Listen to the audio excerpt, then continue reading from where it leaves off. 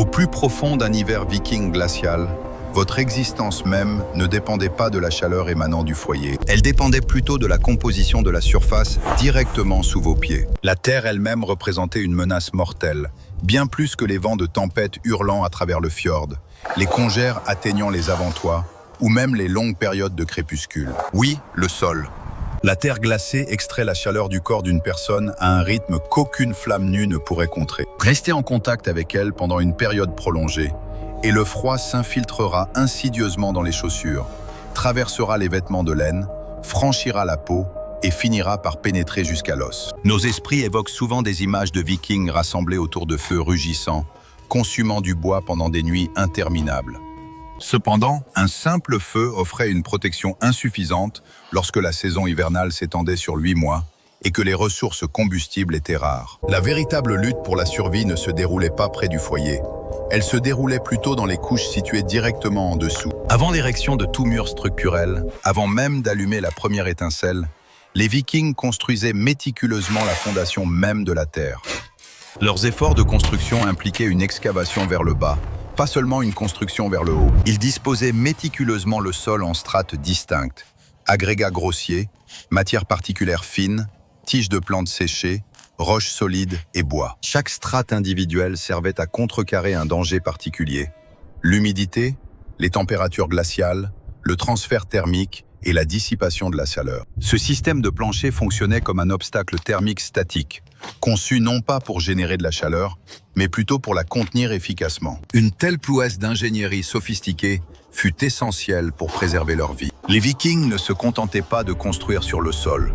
Ils concevaient plutôt leur structure en opposition à ses caractéristiques inhérentes. Le sous-sol sous une maison longue puisait sans relâche l'énergie thermique de tout objet en contact avec lui. Chaussures, planchers et corps humains. La terre solidifiée agit comme un conducteur thermique idéal, permettant aux températures glaciales de remonter d'en bas, un problème qu'aucun feu aérien ne pourrait résoudre. Par conséquent, il creusait jusqu'à une profondeur de 30 à 50 cm sous la ligne de gel établie. À cette profondeur spécifique, le sol reste non gelé, même pendant les périodes les plus froides de janvier. À cette profondeur spécifique, le sol conserve sa stabilité tout au long de l'année. Les températures varient généralement de 7 à 10 degrés Celsius dans une grande partie de la Scandinavie. Ce n'est ni confortablement chaud, ni complètement gelé. Ce vide revêtait une importance considérable. Il transcendait la fonction d'une simple tranchée de fondation. Son véritable objectif était la régulation de la température. Par la suite, le processus de stratification a commencé. Initialement, une couche de gros agrégats a été posée. D'importantes couches de drainage en gravier ont été réparties. L'humidité monte à travers la terre, un peu comme une serviette en papier absorbe un liquide. Ce phénomène est connu sous le nom d'action capillaire. Un revêtement de sol humide a tendance à être froid. L'eau extrait la chaleur de la peau 25 fois plus vite que l'air. Le gravier a efficacement interrompu ce mouvement ascendant. Il a créé un vide séparant le sol de la couche de surface, empêchant l'eau souterraine de monter et de dissiper la chaleur. Ensuite, du sable a été introduit. Une couche de sable lisse et densément compactée, de 10 à 15 cm d'épaisseur, a servi à niveler la zone. Cependant, elle a simultanément entravé la transmission de la chaleur. Le sable aride présente une faible conductivité thermique. Cela a fourni une couche isolante supplémentaire, séparant le sol gelé des pieds des occupants. En raison de son drainage, le système est resté aride même lorsque la neige fondue s'y infiltrait. Ensuite, la couche de matière organique, composée de foin, de plantes des marais, de carex et d'herbes desséchées. Loin d'être de simples ornements, ces matériaux servaient à emprisonner l'air.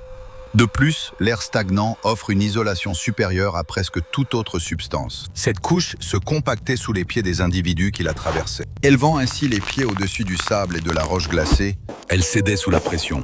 Les surfaces rigides extraient rapidement l'énergie thermique directement de l'épiderme. Les substances souples ralentissent le taux de dissipation thermique. Des fouilles archéologiques menées à Jorvik et Rieb révèlent cette progression particulière. À plusieurs reprises, il ne s'agissait pas d'une préférence esthétique localisée. Au lieu de cela, cela représentait un principe logique réappliqué en raison de son efficacité. Dans les maisons longues plus aisées, des planches de bois étaient placées au-dessus. Des sections de bois fendues ou des planches façonnées étaient disposées sur le foin, présentant de minces interstices. Le bois transmet l'énergie thermique à un rythme 10 fois inférieur à celui de la roche. Ces planches élevaient le niveau des pieds d'environ 2 à 5 cm, formant ainsi un vide d'air stagnant supplémentaire. Néanmoins, les interstices séparant les planches revêtaient une importance équivalente. Il était impératif que l'humidité ait un point de sortie. Les substances biologiques se décomposent si elles restent dans un état humide. Ces ouvertures permettaient à la vapeur de monter, tout en empêchant simultanément les courants d'air froid venant d'en bas. Le plancher était conçu pour être perméable. Chaque élément constitutif avait une fonction distincte. La pierre concassée facilitait l'écoulement de l'eau, et le sable assurait une isolation contre le froid. La paille servait à isoler en emprisonnant l'air, tandis que le bois fournissait une surface surélevée commune. Aucune chaleur n'était activement générée. Sa dissipation était plutôt efficacement empêchée. Le plancher fonctionnait comme un dispositif. Chaque strate successive remplissait un objectif spécifique. La pente du plancher était un choix de conception délibéré et non un résultat accidentel. Les Vikings ont conçu sa pente, reconnaissant que l'énergie thermique monte invariablement.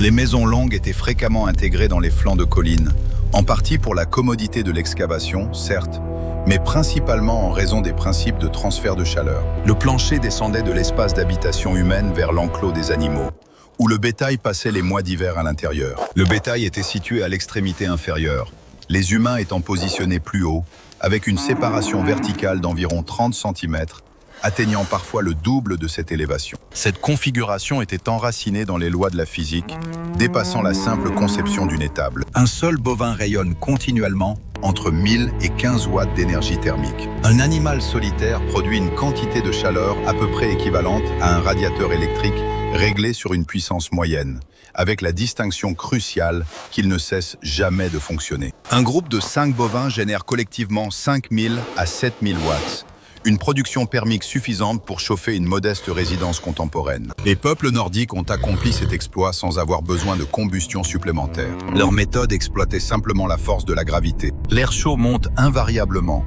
tandis que l'air plus froid descend invariablement. En situant le bétail sous la zone d'habitation humaine, on établit efficacement un courant de convection sans nécessité d'appareil mécanique.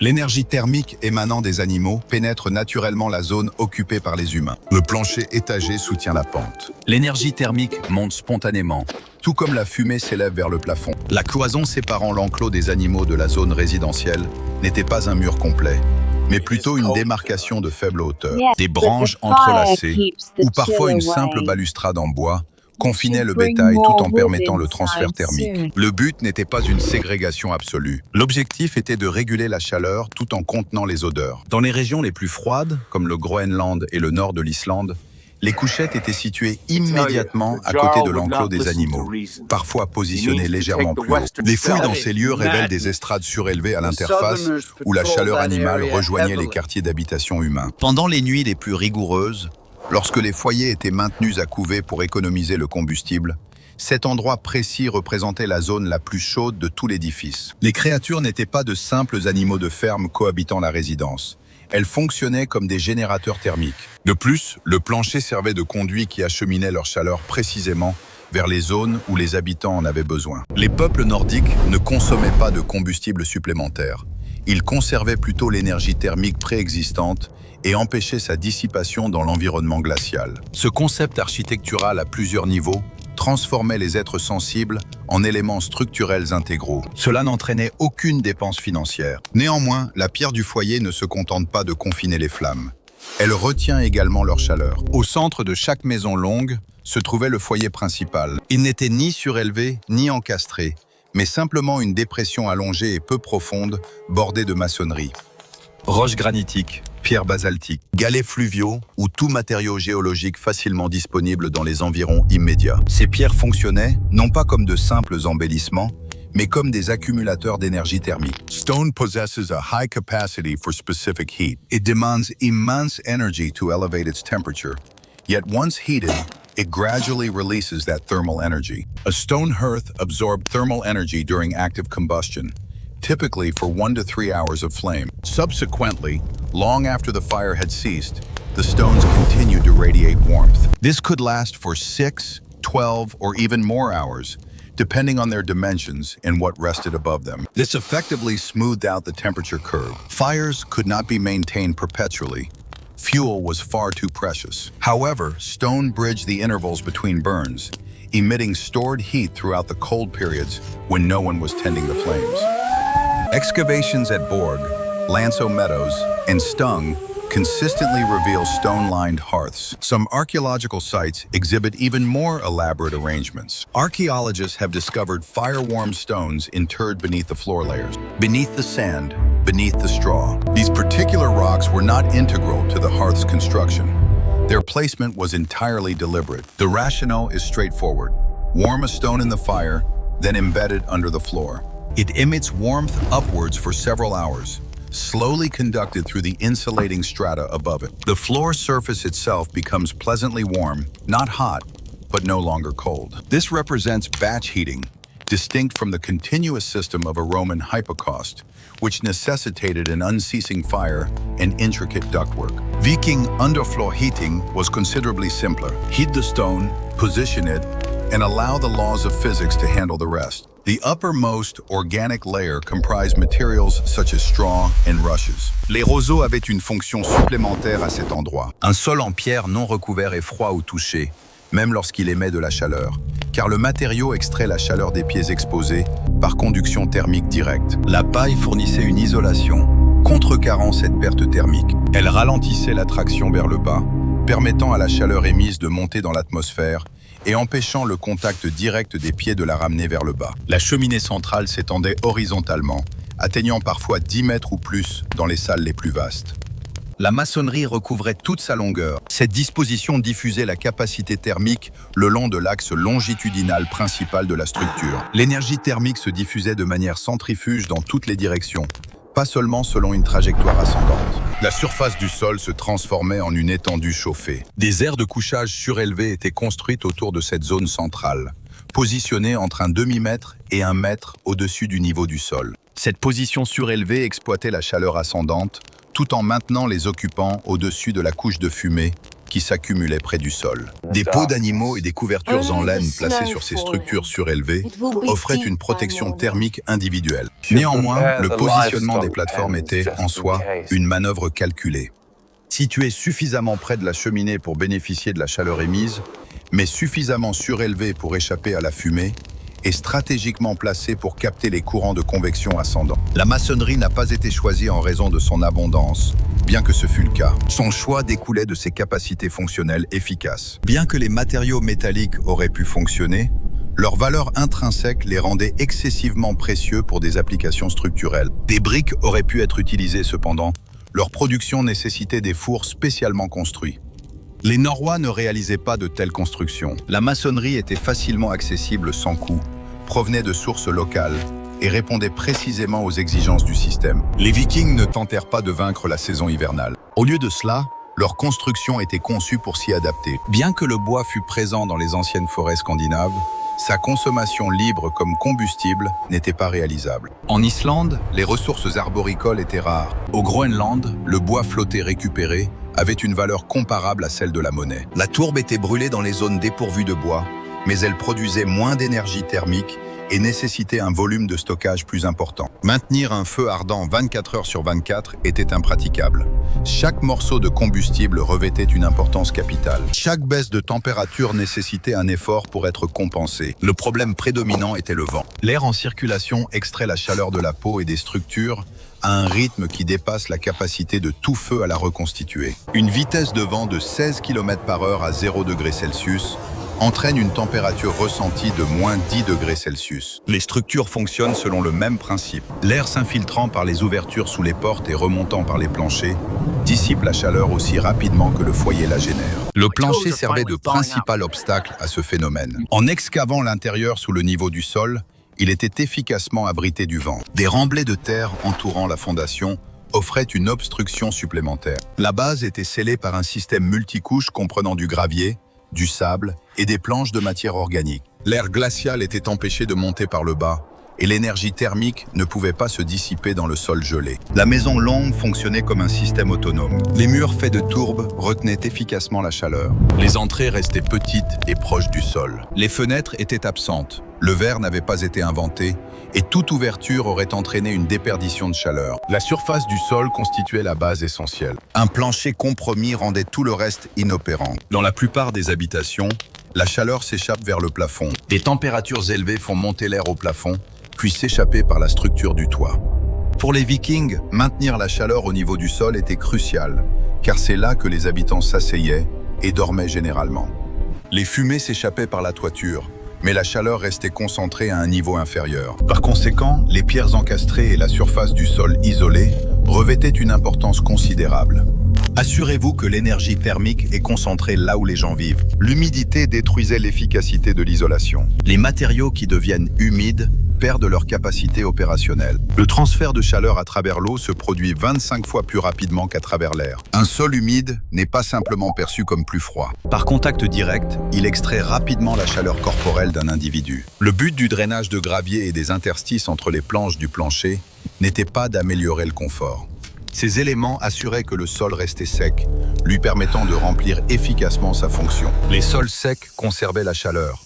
Ceux qui étaient humides la laissaient s'échapper. L'effort collectif de chaque pierre entourant le feu central, de chaque matière animale dans la couche de fondation et de chaque composant du système de plancher servait à repousser le froid de l'hiver. Les Norrois ne cherchaient pas à produire un approvisionnement inépuisable en énergie thermique. Ils ont conçu des systèmes pour empêcher son évasion. Dans un environnement où le froid régnait la majeure partie de l'année et où le combustible était rare, le succès n'était pas obtenu en consommant plus. La victoire était assurée en minimisant les pertes. La maison longue servait d'émetteur de chaleur d'origine humaine. Enveloppée de tourbes et de bois, entre 2 et 5 douzaines d'individus résidaient sous un même toit. Familles élargies, serviteurs, personnel domestique et visiteurs saisonniers étaient logés de manière compacte dans un espace mesurant de 5 à 7 mètres de large et allant de 15 à 75 mètres de long. Ce niveau d'occupation représentait de l'ingénierie thermique. Un corps humain inactif génère environ 100 watts d'énergie thermique. 30 individus produisent collectivement 3000 watts en continu, simplement en existant,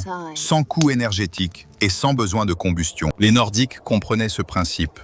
Les corps sont des générateurs de chaleur et leur disposition rapprochée amplifie l'effet. La largeur limitée était un choix de conception délibéré. Les espaces confinés retiennent la chaleur plus efficacement que les espaces vastes. Un volume réduit nécessitait moins de chauffage par mètre linéaire. Une surface de mur extérieur plus petite signifiait moins de possibilités de déperdition thermique. Le foyer central pouvait facilement diffuser de la chaleur vers les deux longs murs. La longueur de la structure pouvait être étendue à mesure que le foyer s'agrandissait, mais sa largeur demeurait limitée en raison d'impératifs physiques. Les murs présentaient une légère courbure, rappelant la coque d'un navire. L'expertise des Vikings résidait dans la navigation maritime, avant leurs entreprises architecturales. Ils comprenaient qu'une surface incurvée dévierait le vent, plutôt que de s'opposer directement à sa force. Un mur incurvé dissipe efficacement les fortes rafales de vent. Cette conception permet au vent de glisser, l'empêchant d'être poussé à travers les ouvertures. Le même principe qui assurait la stabilité des dracars pendant les tempêtes rendait également les maisons longues imperméables aux tempêtes hivernales. Les murs construits en tourbe offraient simultanément une masse substantielle et une isolation thermique. Le bâtiment utilisait une méthode de construction à double couche. Il comportait des charpentes en bois internes et externes, avec des couches denses de tourbe étroitement tassées entre les deux. Ces structures formaient des barrières atteignant parfois 2 mètres d'épaisseur à leur base. La terre capture naturellement d'innombrables petites poches d'air immobile. L'air immobile assure une isolation presque aussi efficacement que n'importe quel autre matériau. Après avoir été chauffée, la tourbe conservait sa chaleur, la dissipant progressivement. Par conséquent, les températures intérieures évitaient les fluctuations drastiques entre le jour et la nuit. Cependant, la véritable ingéniosité résidait dans l'aménagement de l'espace intérieur. Il n'y avait pas de chambre individuelle, ni de mur de séparation segmentant l'espace. Au lieu de cela, une seule et vaste salle commune dominait, dotée d'un foyer central s'étendant sur la majeure partie de sa longueur. Les résidences contemporaines distribuent la chaleur dans des espaces de vie distincts. Cela entraîne une perte d'énergie par chaque cloison interne. La conception de la maison longue contenait toutes les activités, humaines et animales, au sein d'une enceinte unique et commune. Aucune énergie n'était gaspillée pour chauffer des volumes inoccupés. Le long des longs murs, des couchettes étaient aménagées, surélevées entre 0,5 et 1 mètre au-dessus du niveau du sol. Cette surélévation était cruciale, étant donné que la chaleur monte. L'air le plus chaud s'accumulait précisément là où les individus se reposaient. Sous les structures surélevées, des zones de stockage et des poches d'air stagnants offraient une protection thermique supplémentaire contre le sol froid. Plus haut, la fumée s'accumulait près du sommet du toit, garantissant que la zone de couchage restait relativement dégagée. Les familles se reposaient à proximité sur des surfaces de couchage communes. Les couvertures communes distribuaient la chaleur. Thermodynamiquement, c'est logique. Socialement, cela a profondément influencé le mode de vie viking. La hauteur sous plafond restait modeste, allant de 1,8 à 2,2 mètres, suffisante pour se tenir debout, mais pas excessivement élevée. Des hauteurs de plafond réduites impliquaient un plus petit volume d'air à chauffer, minimisant l'espace vacant par lequel la chaleur pourrait se dissiper. Chaque mètre cube d'espace devait justifier l'énergie dépensée pour le chauffer. Les points d'accès étaient uniques et compacts. Fréquemment, une antichambre confinée ou un bref couloir précédait l'entrée principale. Cela servait de sas rudimentaire, atténuant le choc thermique avant que l'air glacial ne puisse pénétrer dans la zone d'habitation principale. À l'ouverture de l'entrée, l'air froid s'engouffrait, tandis que la chaleur s'échappait rapidement. L'antichambre contenait cet échange thermique. Le portail d'entrée lui-même était positionné bas et était étroit. Se pencher pour passer n'était pas un geste de déférence, mais plutôt une mesure pratique pour minimiser la perte de chaleur par des ouvertures plus petites. Les fenêtres étaient absentes. Le verre n'était pas disponible, et toute ouverture permettait à la chaleur de s'échapper. L'éclairage provenait du foyer central, de modestes lampes à huile, ou d'une lueur subtile filtrant à travers les évacuations de fumée. L'obscurité représentait le compromis pour maintenir la chaleur. Les évents de fumée du toit étaient réglables, largement ouverts en été et presque fermés en hiver. Cela représentait une conservation thermique régulée, et non un simple confort. Les fumées s'accumulaient près du plafond, créant une strate chaude qui retenait la chaleur en dessous. L'atmosphère était dense, irritant les yeux, mais succomber au froid était un péril plus grand. Les ouvertures maintenaient un compromis entre la circulation de l'air et la déperdition thermique. Pendant l'hiver le plus rigoureux, la chaleur primait. L'édifice entier fonctionnait comme un mécanisme unifié. La surface du sol empêchait le froid de monter. Les enceintes latérales assuraient l'isolation. Et le toit bas captait la chaleur au-dessus. Le bétail contribuait à la génération thermique passive. La cheminée imprégnait la pierre de chaleur, et les habitants produisaient de la chaleur simplement par leur respiration. L'agencement ouvert empêchait tout de se disperser en zones séparées. Ceci constituait une architecture de survie, non pas un emblème de puissance ou d'opulence, mais plutôt un appareil conçu pour maintenir la vie humaine au milieu d'un froid capable de causer la mort en quelques heures. La maison longue transformait l'existence même des Vikings, leurs exhalations, leur activité, leur corps regroupés, en l'origine thermique qui préservait leur vie. Sol, enceinte, agencement, occupant, un arrangement thermique singulier, construit par des ingénieurs qui comprenaient que, dans les environnements les plus froids, la survie nécessitait de conceptualiser en termes de système, plutôt que de simples constructions.